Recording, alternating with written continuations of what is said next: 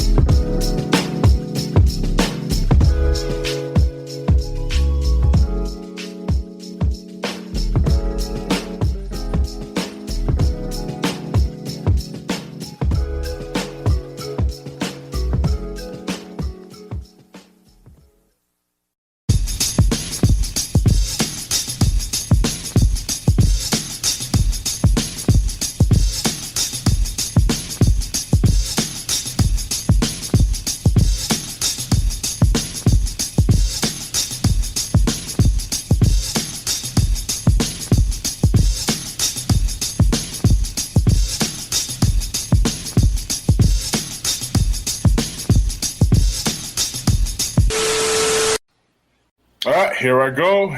Here you go. Here we go. What's Here up, we go. everybody? I am DJ Sir Daniel. And I am Jay Ray, sometimes known by my government as Johnny Ray Cornegay III. And welcome to another episode of Q Points, a visual podcast, which is our safe space for meaningful dialogue about the global impact of Black music. Welcome to another week. Jay Ray, I got to start the show off by giving you props and kudos for your Born This Way event last night. It was super dope. Please let the people know, did you have a great time? It looked like you had a great time. Yes, I had a great time. So here's the thing. Y'all need to come next week because me and Kipper Jones are about to remember the legacy or honor the legacy of Carl Bean, Archbishop Carl Bean. So please come next week. But last night we hosted an event featuring Charles Valentino, who, according to the New York Times, is the first man to sing a song about being out and gay. And this history people get this history wrong a lot. Like literally Lady Gaga has a post on her social media that's like literally not correct. True. And so it was nice to do this event, and it was nice to have people come and learn and feel like it was meaningful. So thank you, Sir Daniel, for shouting me out. That was with CNP. So yeah. So absolutely, shout out to the gentleman over at CNP. It's now known as CNP. Almost right. I had to check myself. And yeah, that's what we do on Q Points. We are all about making sure people get their just due and are recognized for the contributions they have made to this thing we call Black music. And, this week's show, first of all, a few things have happened this week that kind of tie into what we're talking about this evening. First, I do want to recognize the Queen of Altos. Well, no, I'm not going to call her the Queen of Altos because people would get upset with me because there's somebody else who's the Queen of Altos. But Toni Braxton, this week, 28 years ago this week, her self-titled debut was released on July 13th, and the world has never been the same since. No, man, that joint was banging. Like, at the time, it was just smooth. Another Sad Love Song was just like, that shit was hot. Like, there aren't too many debut albums that like just ring off immediately, but Toni Braxton's was one of those that she just came out the box like swinging. What's your favorite cut on the album? Good question. I think my favorite cut, Another Sad Love Song is my favorite cut. It's such a groove. And I dig that. So yeah, I will pick that one. What about you? I will pick Breathe Again. It's like this ridiculously encompassing groove. It's sad, but you find yourself, you ain't never been in love before, but Toni Braxton will have you singing to the top of your lungs, and I Shall Never Breathe Again. I found the 12-inch version of it, and it's got a dope, smoothed out R&B Quiet Storm mix to it. It's super dope. I want to hear that. Oh, man, I'll let you hear it at some point. It's really hot, but shout out to Toni Braxton.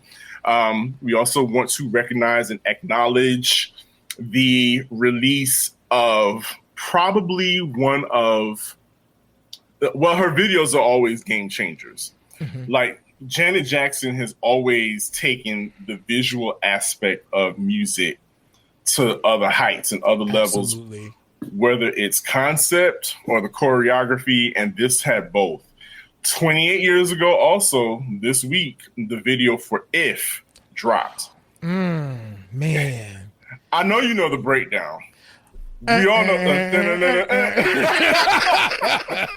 We all know the breakdown. It's like it's cross-generational. Like, I don't care what age you are, you could do that breakdown. It was so it just crossed so many boundaries. And coming off of That's the Way Love Goes. Yeah. And then just coming out with that joint was like, I don't even know what this is. It was futuristic in a way. Mm-hmm. Janet has always done that too. Because when we even look at the Velvet Rope, it's futuristic in this way that you don't even know. It's always like she's ahead of things. And that video was another one where it was the future.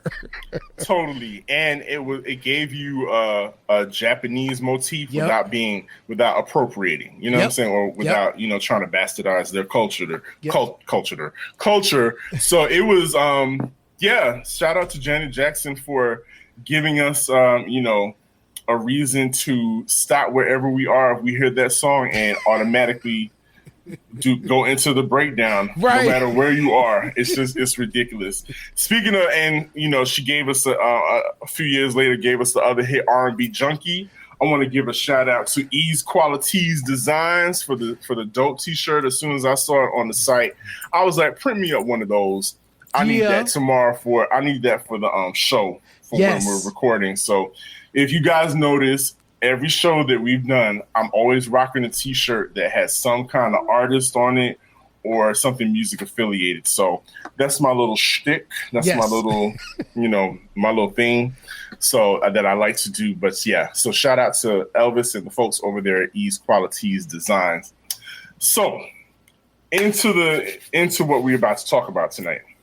So we're talking about music with a message this week. Yes. And how throughout time, musicians would lend their celebrity to making a change in the community, making a change in the world, right? Yep. So before we get into what got us talking about this topic, right? Something that came up this week was rap artist DaBaby. DaBaby, not Lil to be Baby. Confused, not right with Lil Baby, but DaBaby is receiving some heat or received some heat for a video that he put out or his people put out, where of course these kids nowadays, we call them the water boys, the candy boys. Some kid is usually rushing up to cars. They're trying to sell things, right? Mm-hmm. And so I believe he took it upon himself to film the young man.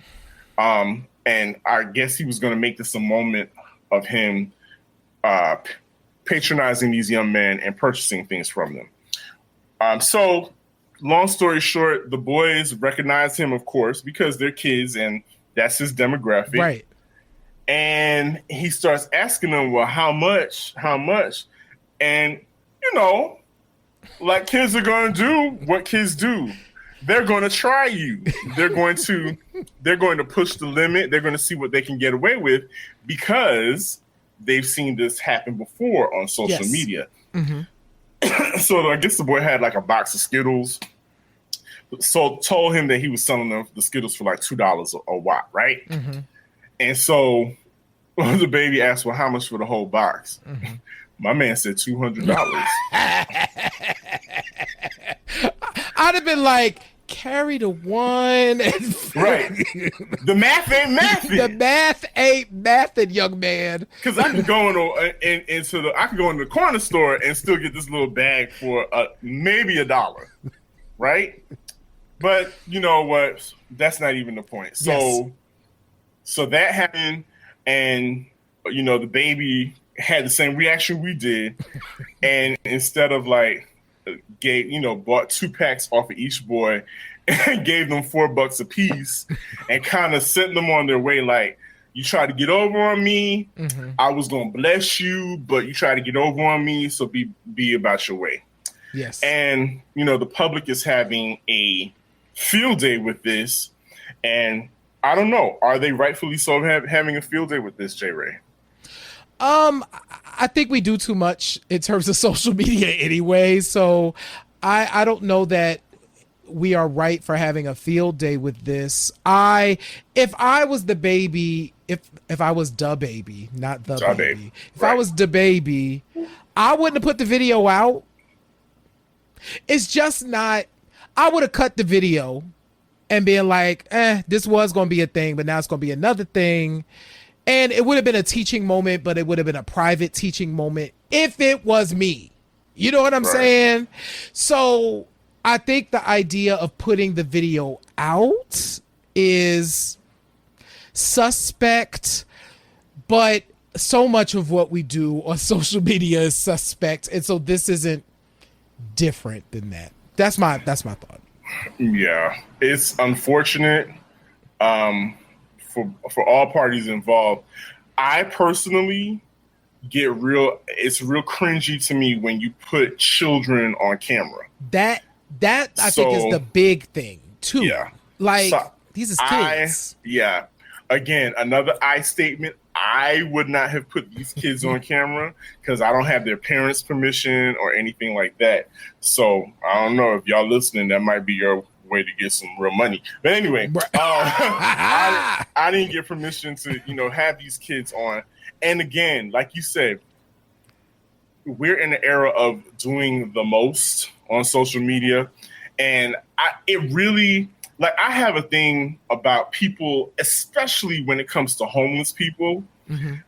Stop taking money and food down to the skid rows and the place where people who are experiencing homelessness live, and taking your camera and doing close-ups on them, and throwing money at them, throwing food at them, handing it to them, whatever it is. If you're going to be benevolent and giving, please just do so. It's real cringe, y'all. It's getting kind of weird out there. So this kind of falls into that, into that lump of what a lot of influencers and people, who have a name are doing on social media to get, I guess, brownie points with us, with the community. And I mean, honestly, it doesn't, when you are doing good, you don't have to tell people that you're doing good. Like, because when it's coming from a pure place, you're just kind of doing it. So I'm always suspect. And I get, as business people and as public figures, you want to have a record of you doing something. Take a picture of you getting ready to go down and give food. This is a setting up. We are packing these things so we could go down and give food to the people.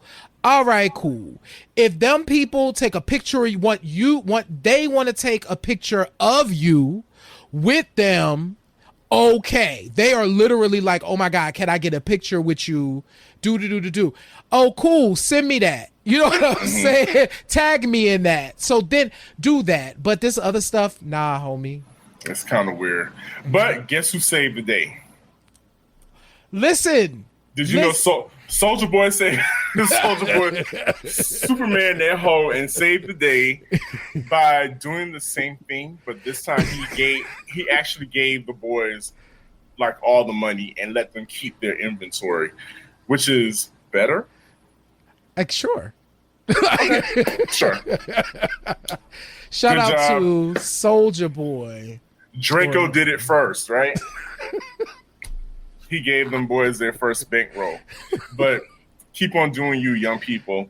So, again, back to what we were originally talking about. We were talking about people, musicians and philanthropy going hand in hand, and using their voices and platforms to make change or to exact change.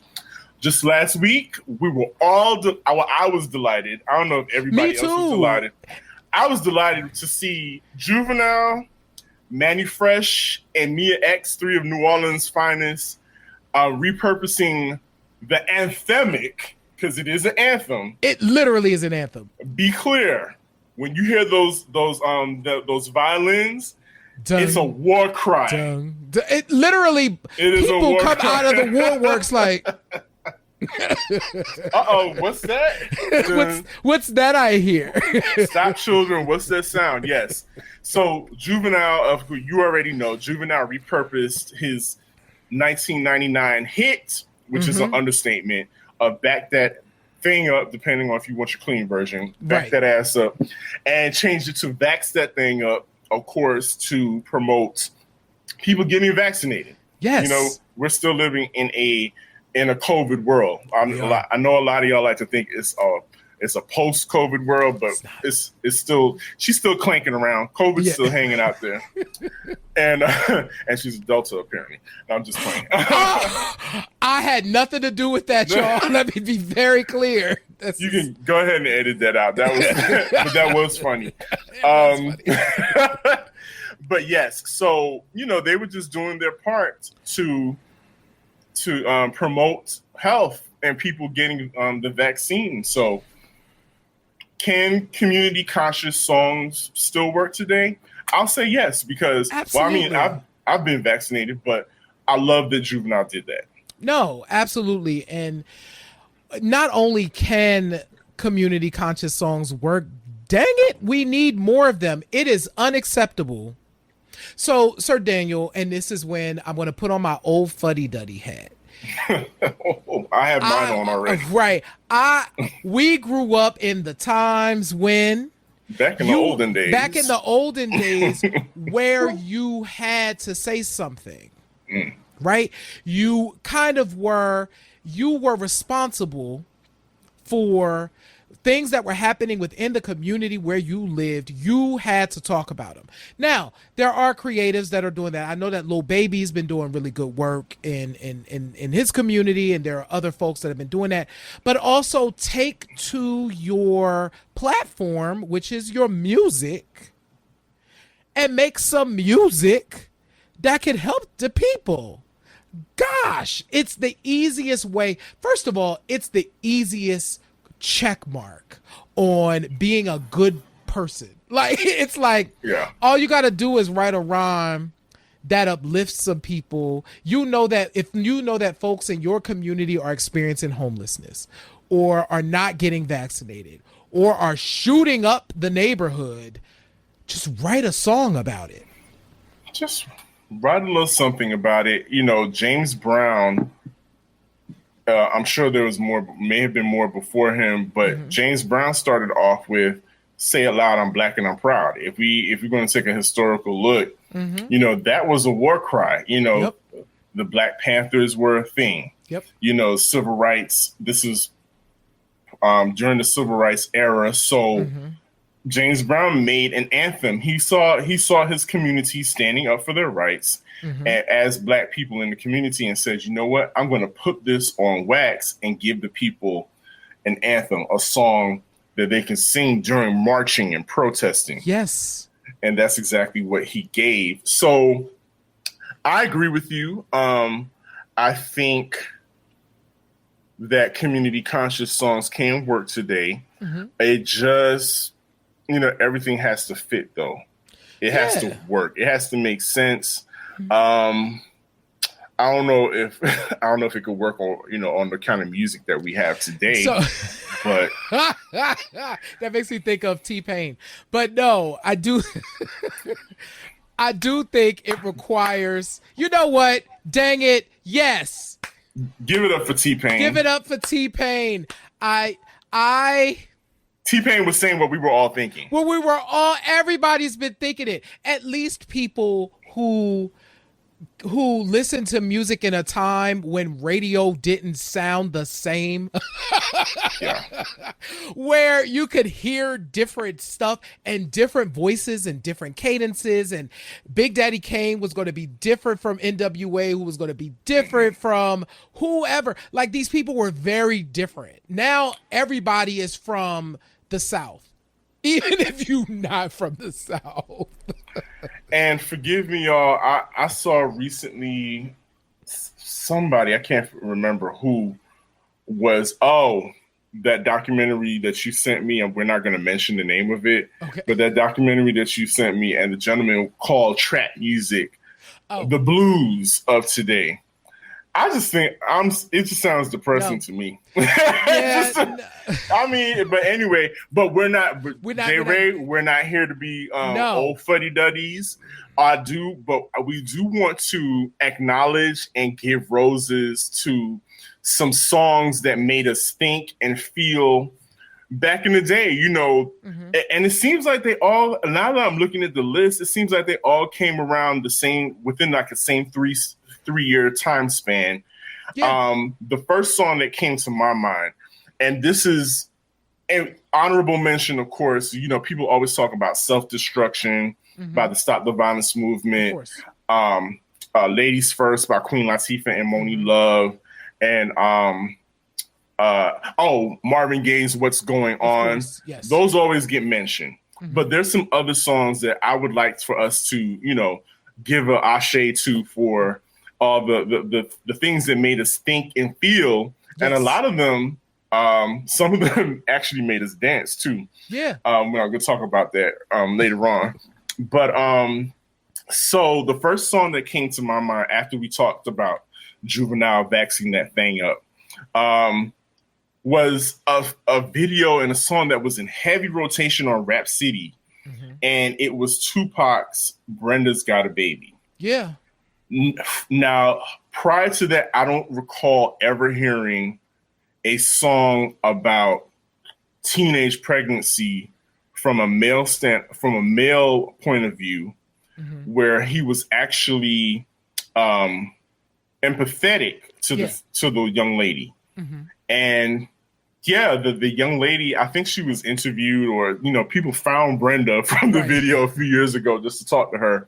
But like that video and song kind of weighed heavy on my mind because the music itself was heavy, and the visuals that came along with it were stark as usual. They were black and white, you know, whereas we were coming off of Tupac, you know, dancing around the swimming pool half naked. Right. So Brenda's Got a Baby. What did you think of when you saw that and heard that song back then? So Brenda's Got a Baby was off of Tupacalypse Now. And it was so interesting because I felt that they were still trying to figure out what to do with Tupac. You know what I'm saying? Yeah. And Brenda's Got a Baby, Tupac was a very complicated figure. And so Brenda's Got a Baby squarely fits into Tupac's repertoire. I remember the video very, very just vividly. Yeah. And I agree with you. I think it was just a powerful one. The lyrics were I think the lyrics were strong. I was never a huge Pac fan in terms of his cadence. Like, it just wasn't my thing. He was incredibly talented and a great lyricist. It was just, you know how there are some voices that I attract to, but he was talented, and I owned like his first 3 albums. But so yeah, no, I remember how important this record was to his career. Absolutely. And it did give voice to a generation of young women. It gave voice to a generation of young women, and I think helped young black men of that era be more empathetic to those women as well. So yeah. I remember this pretty well, and I'm glad that he was able to do it. And absolutely. Yeah.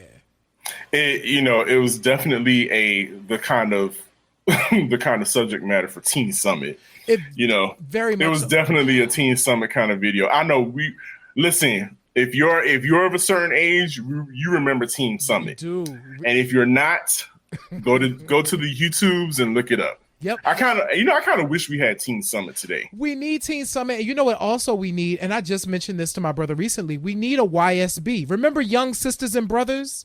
The magazine? The magazine. Listen, I had my subscription immediately when that joint came out. I had an obsession with Cross Colors because they used Cross Colors, I think, was a sponsor. They had Cross Colors all the time on that. Yes, young YSB was definitely needed. Yep. Youth-focused magazines. And maybe we should talk about in another episode because Right On. Yep. What Word Up? Beat, we can go on. Word Up, all of that. Black Beat. Yep. And thinking of Teen Summit and YSB, Yo, that was BET. Both of those were BET. BET would never do this today. Listen, I mean, I don't know if they could get away with it because of what BET has become. Right. Back then, yes. Back then we had BET doing shows like Teen Summit that were youth focused and that had a lean towards educating and uplifting youth, which brings us to the next. Well, this is a whole album. This is a whole project. This is a visual as well. And we were just talking about her earlier. We're talking about Rhythm Nation 1814 by Janet Jackson. Monster. A monster community conscious body of work. Period. And period, point blank. Do you recall the rollout for Rhythm Nation 1814? I do. Actually, I do recall the rollout. So, of course, Miss You Much was the first single. And everybody was really excited about it, right? So, of course, coming out of Control, you had a Control, which was a very kind of colorful visual. Coming into this was darker, right?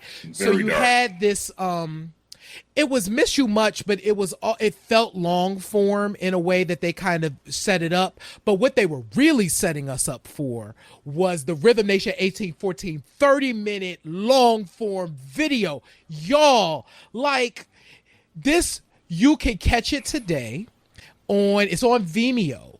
Go watch it if you've never seen Rhythm Nation 1814, the 30-minute version.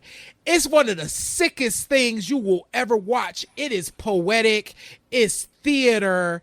It's all the things. Janet was firing on all cylinders. And again, like, I don't know if she was taking cues from her brother, because her brother was the only person that did something on that level, was doing things on that level. But she took it even further. Way further. And we're talking about 1989 when this all started. So there was a 3-year gap between Control and Rhythm Nation for 1814. So Janet had a lot of time, a lot of stuff happened in between them. We had Jones Beach, we had Latasha. Gosh, I can't remember her last. Latasha in Brooklyn and Bensonhurst. Yeah, somebody looked that up for me. I can't remember her last name. But we had a lot of racial disparities going on across the country. Well, this is before the 92 riots, but LA was a hotbed for racial tension. And so, you know, we were, the country was struggling with crack, AIDS, anything you can think of. The country was really in a hard space, mostly because of Reaganomics. But anyway, hey. Call it what it is. The Reagan era was a hot mess. We survived. We survived, and, you know, Rhythm Nation did that. My favorite joint, though, not only was it was, you know, it's The Knowledge. The Knowledge was the funkiest record on that album. Oh my god. And so in the video in you get kind of the dance situation, which was nuts. Like, it was nuts. So in 2019 I traveled to Sweden. And so I was on the long plane flight, which, you know, so you have all your music with you or whatever. I played Rhythm Nation a smooth 10 times. Like, I just kept letting it go. It's one of those records that you can put on, Sir Daniel, today and not stop, because it just keeps hitting you with joints. The sequencing was bananas. Each song just flowed right into the other. And you can tell the impact of an album, of a movement, because that was, as the kids like to call it today, her Rhythm Nation era. Yes. You knew it had impact because when I tell you, at every all of the school functions, the talent shows, you know, everything was Rhythm Nation centered. I can't tell you how many how many of the dance groups were doing their routines. 3, 2. That's it. People can still do it. Yo, so yes, Janet. So Janet showed you can be conscious and still be funky as hell, like, and give the people something to dance to.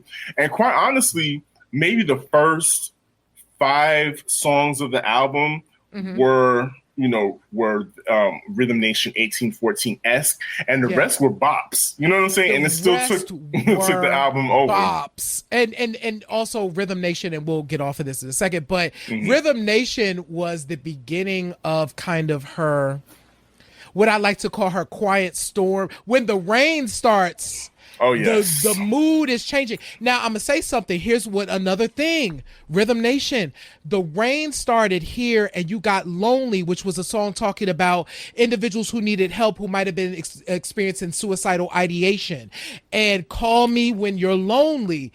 What? Like, this is a slow jam, y'all. And if you're not listening closely, you like, oh my God, I could do a thing. And then you listening like, oh wait, I'm supposed to be helping somebody. Right. Or this could be somebody's cry for help. Yeah, it was, there's so many layers to that album. So shout out to Janet again, which is why she's an icon and a legend. She is the moment. Now, come on. So, we mentioned LA being a hotbed of, there was gang activity. You know, there is gang activity, racial tension in predominantly Black neighborhoods where you have people coming in, mostly, you know, our Asian brothers and sisters. They were put in the community and not trusting of each other, so that led to a whole lot of violence as well. But the gang activity was really at its height in the late 80s, early 90s. And on the East Coast, New York had the Stop the Violence movement and had self-destruction. So the West Coast, they offered up their own compilation called the West Coast All-Stars. We're all in the same gang. And it featured what I loved about videos of that era, whenever they did like videos like that had cameo after cameo of different stars, I loved it. I agree. So, you know, I can't tell you more about the rest of the project because I think it led to a full album. It did. But the, you know, West Coast All-Stars was a thing, and that was an attempt to, you know, to put an end to gang violence. And they even had members of rival gangs on the video set. Absolutely. I remember. So once again, Pump It Up. Shout out to Dee Barnes. Dee Barnes, give her her flowers. Give her her flowers. This is another experience. So Dee Barnes was LA based. Pump It Up. We talked about Pump It Up on the last show. We probably need to just revisit Pump It Up on Q Points at some point. Absolutely. That's where I saw this for the first time. So of course, I lived on the East Coast, but by then the West Coast had already been making rumblings. So you have NWA, you have all the groups, you have the DOC, you have all these folks. So seeing we're all in the same gang just made me feel good. You know, you got all the people you could think of that were on the West Coast and making music, including your Oakland cats. You got Hammer, 357, Hammer 357, all of them, all on the same record, in the same space, you know, part of the video. It just was, like I said at the beginning, it was one of those things. It was almost a requirement. Like, if somebody gonna call you and be like, we gotta do a community record to save people, I really feel like it was like, oh, okay, just tell me where I gotta be. Tell me where I gotta be. We'll get on the song. It's fine. You know, I don't even remember who produced this song. I'm curious. We'll look that up. But I do remember this. I don't remember the entire project. I do remember seeing the record. But yeah, that was one. I mean, honestly, and even for the Stop the Violence movement, I don't know if Self-Destruction, did that lead to a whole project, or was it just the 12-inch? I just remember having 12-inch. Now, I do recall KRS-One did follow up with some other singles, right? But that actually gave birth to the Heal Project. Oh, HEAL, right. the Heal Project. I forgot about that. Yep. And so there was another record, that Heal Yourself, that featured Latifah, right. and all the rappers you could think of at that time. Wow. Man. And important stuff. Very important things. We probably don't remember, the songs don't resonate as much anymore. Oh, and it was Dr. Dre that produced it. Of course. I was like, sense. That makes sense. Which makes sense. Yeah. So, that was that. So we also, across the country, this is, again, in the early 90s, late 80s, early 90s. Of course, because this is part of your work, your life's work. Yeah. HIV/AIDS is rampant, especially in the Black community. Absolutely. And the music community was recognizing how hard it was hitting not only performers, a lot of dancers, and the audience. Audience, they realized that their audiences were dying. Yep. There's definitely been. I'm glad you mentioned film. Like we have to give props to like John Singleton, who used his very first foray into film. His first major film was Boys in the Hood, which celebrated 30 years old this week as well. Boys in the Hood is 30. Where is time going? I remember I was living in St. Petersburg, Florida at the time, and my mom dropping me off at the local movie theater to go see Boys in the Hood. Wow. I don't remember if I told her I was going to see Boys in the Hood because she would have been afraid, because there was a lot of bad press about shootings taking place in the movie theaters that Boys in the Hood was showing. Yep. But thank God, nothing happened, clearly. Yeah. But it's a classic, a hood classic for sure. Indeed. So Boys in the Hood. Shout out to John Singleton. Yeah. Shout out, rest in peace, John Singleton. Yes. So we were talking about a lot of performative philanthropy that's been going on with the homeless lately, or with kids selling water and candies. But Arrested Development took took the issue of homelessness very seriously and put it in a song. Yep. I don't think at the time Mr. Wendell sounded really upbeat and poppy and kind of happy, but it had a really serious subject matter. Absolutely. Yeah. So at this time, and I think we've talked, I think a lot has been written about this, but Arrested Development's first record just took the world by storm. And it was real Black, and it was real Georgia. Very.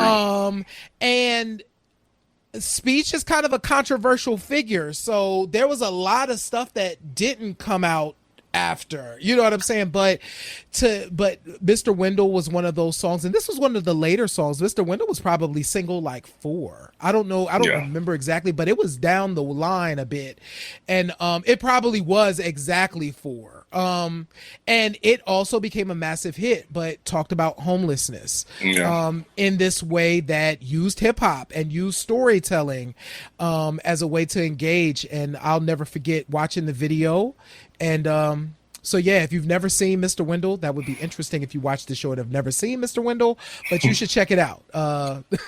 You absolutely should. Like Arrested Development came out, like if we're going to talk about conscious groups, Arrested Development is definitely a conscious group. Even the way they presented themselves, they presented themselves very kind of, dressed down. A lot of African medallions. They had the Baba holding his stick. Your elder in the group. Your dancers. Ishi doing her, dancing barefoot, very traditional dances. It was definitely a movement. There were like Arrested Development might have been one of the last groups like that. You had your X-Clans, who were like the precursor to Hotepism, but they were but they were, they did their thing. They had some things that made you think. But you had your X-Clans. You had Poor Righteous Teachers. Poor Righteous Teachers. There was a lane for everybody at a certain point. There was a lane for you to do your thing and to be able to speak on things in the community and not feel any kind of way about it and still have your art be celebrated. So shout out to Arrested Development and taking on homelessness. But another song, and I'm going to, so this, what made me think of this song was a tweet came out earlier, and the tweet was saying, y'all really, Crystal Waters really had y'all dancing about homelessness? Yes, she did. Like Crystal Waters kicked open the door with such a unique sound, a message in the music, and she rolled that thing to 3 albums of heat. Like Crystal Waters killed it from like 91 to like 96 with banger after banger. And it started with a house song about homelessness. And it wasn't over the top. It wasn't, It didn't hit you over the head, but she did say, oh yeah, she's homeless. She's homeless. And she stands there begging for money. So she's homeless and she's asking you for help. So what are you going to do? And, here's the thing. When you're dancing, and J. Ray can attest to this, you've seen him in action dancing to house music. When there's a message along with the beat, that gets into your subconscious real easy. And before you know it, you've tapped into something. So like her using that platform back then for Gypsy Woman was amazing. And clearly the universe blessed her, because to this day, Crystal Waters, can tour anywhere. She can go anywhere in the world and perform that song. Yep. And I will say that whole album, Surprise, even the follow-up.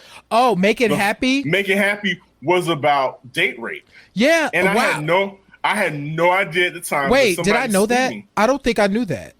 Somebody schooled me to the point where the song is about date rape, and how if you listen to the lyrics, she screams "Aua." What? Yes! Wow! Oh my God! Mind blown. So that's not the only conscious song or song, that topic driven song that she has on that album. Like I think her Crystal Waters as a poet, and she did that in bringing that to us in the form of Gypsy Woman. But yes, we definitely did dance. Go ahead. I see your. I need to mention one thing that's really fun about Crystal Waters. I think you know this, but Michael K. Williams, the actor, choreographed 100% Pure Love. Absolutely. He's in it. He's in it. He tells it. Michael K. Williams is a dancer. I think he dancing was first, and then the acting came after that. So yes, your favorite gangster on The Wire, what was his name? Omar. Yep. Oh, Omar can duck walk and can hit you with a shawam too. So don't get it twisted. Yes, but no, Michael K. Williams he toured with her on that first album, that first project. He went everywhere with her, and he credits that moment to where he is now. So definitely. Wow. Baltimore, man. I'm telling you, Crystal Waters, Gypsy Woman, we had a lot to think about during that time. And that was not the last conscious record, but those are just some of the records that we thought of, because we just figured people don't give them enough credit for making you think. Agreed. And Vax Nathaniel just brought up all these memories, and that's why we had to bring them to you to talk about it. So I hope you enjoyed that segment. Yes. Mr. J. Ray, you are speaking of being conscious, and you are coming off of, like we said, we mentioned earlier, a great moment to discuss a historical song. Yes. Dealing with identity, sexuality, things that weren't talked about in that era in the 70s. Yep. And so you had an opportunity to speak with the first vocalist, Mr. Charles Valentino, regarding that moment. So, what do you know this week that we don't know, Ray? Because I'm sure there's something that came up that you were just like, ha, I'm going to bring this to the people because I bet they don't know and I know. So there are two things that I want to talk about this week. So the first thing is about I Was Born This Way. So the interesting thing about I Was Born This Way, it was released as the first version. The second version was a Motown release, and it was Carl Bean, and it was a bigger production. The first version was a 45. You ain't had no liner notes. Here's the magic. So I asked Charles, so tell me about who played on the record. Here's the thing, y'all. Stevie Wonder played drums on the song that is the first song to contain lyrics about being an out and proud gay man. The drums are played by Stevie effing Wonder. Sit with that. And I'm gonna go deeper. Deeper. What else you got? This song was written by a black woman, and the first place it was played was on WBLS in New York City. Frankie Crocker dropped it on his show. So this gay song with Stevie Wonder playing drums on it, written by a black woman, was played on a black radio station by a black DJ. Do not tell me that black folks haven't been allies to the LGBTQ community. You cannot tell me that. Okay, because Frankie Crocker was a big deal. Frankie Crocker was a big deal. Frankie, as the story goes, literally Bunny took the song into Frankie, and Frankie said, "Give me the song." Dropped it. Wow. In rotation at that moment. So listen, our community, I just love black folks and black music history. I do. So that's one thing I know. Second thing related to this show. So real quick, because I want to make sure that we don't go over too much time. If by Janet Jackson samples, one of the samples, so I think it's like 3 samples, samples Someday We'll Be Together by Diana Ross and the Supremes. Yay. Everybody knows that. But what people might not realize is that song was produced by Harvey Fuqua. Who is Harvey Fuqua, you ask, as we talk about allies to the LGBTQ community? Harvey Fuqua produced all of your favorite Sylvester songs. You Make Me Feel Mighty, You Make Me Feel Mighty Real, all of that stuff. Did he do Disco Heat? I believe he did do Dance Dance Disco Heat. I gotta double check that record's over there. I do believe he did that song because I think he did like the whole records. Mm-hmm. Like I think it was like that sort of thing. So I wouldn't be shocked. I gotta take a look. Oh, you know what? I'm gonna look right now. I'm gonna look because I think it's up on my thing. It ain't up here. But anyway, we'll check as the show is happening. Anyway, right. So yeah, Harvey Fuqua produced Someday We'll Be Together, and also was the person who produced You Make Me Feel Mighty Real by Sylvester and other joints. Sylvester sued the bejesus out of Harvey Fuqua. I just need to put that into perspective. It's not necessarily a good union that was. And Sylvester ultimately never got the money from him. Like Sylvester died not having been fully paid for all of that work. But listen, fun. I thought it was a fun and interesting fact that kind of tracked back to If. So my question for you, Sir Daniel, is what might you have over there on your turntables? So you mentioned Charlie Valentino. Mm-hmm. Didn't he perform on Broadway? Yes, Charles Valentino was in The Wiz with Stephanie Mills. Guess what's on my turntable? This is the second week that this has become like a huge coincidence. Yes. So actually, no. Listen, guys, I literally was at just went out like I usually do and go to one of my my watering holes for records, as it were. and came across Sweet Sensation by Stephanie Mills. And this, of course, features her gigantic hit, Never Knew Love Like This Before. Executive produced by Stephanie Mills, too. Yes, absolutely. And the record, of course, is produced by James Mtume and Reggie Lucas, who gave us great, like, disco, soulful disco hits of the late 70s and early 80s. But I think it's also worth mentioning Never Knew Love Like This was actually also featured in season 2 of Pose.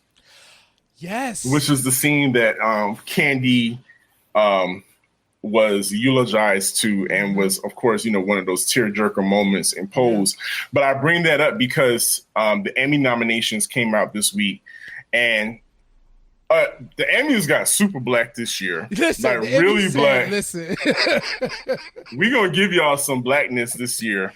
But one of the standout moments is that MJ Rodriguez is the first black trans actress nominated for an Emmy. So it all kind of ties in, Charles Valentino performing on The Wiz with Stephanie Mills, and me finding this today because I had been looking for this particular record for a long time, and Never Knew Love Like This Before kind of is one of those. It's an anthem. It is.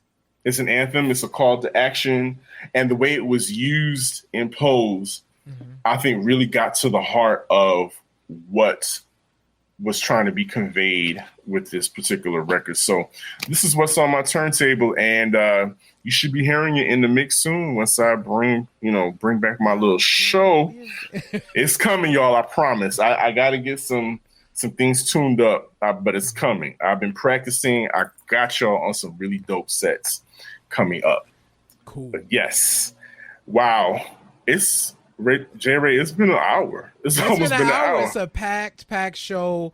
One thing. So y'all, question of the week. Here's the question of the week, y'all. What is your favorite conscious song?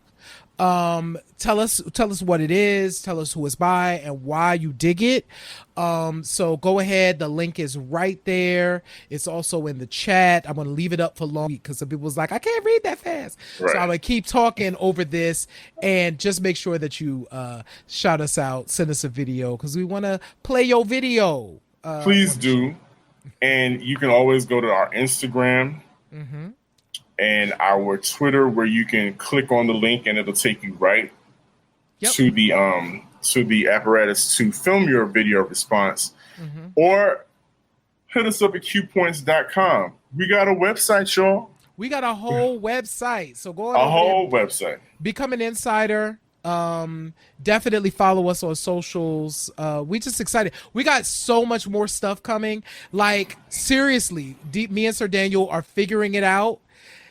Yeah, get ready. Q Points is not going anywhere at all. And I mean, we got some fun stuff coming, but in order for you to participate, you gotta be a Q Points insider. Point blank, period. There's no way around it. Just go onto the website and sign up. Just do it. Do it right now.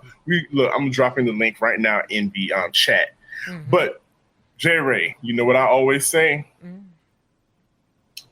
What do I always say? In this life, you can always pick up the needle, or you can let the music play. I'm Sir Daniel. And if you can stop giggling, if you can stop giggling, that's J-Ray. This has been Q Points. Thank you for tuning in, and we will see you all next week. Peace. Bye, y'all.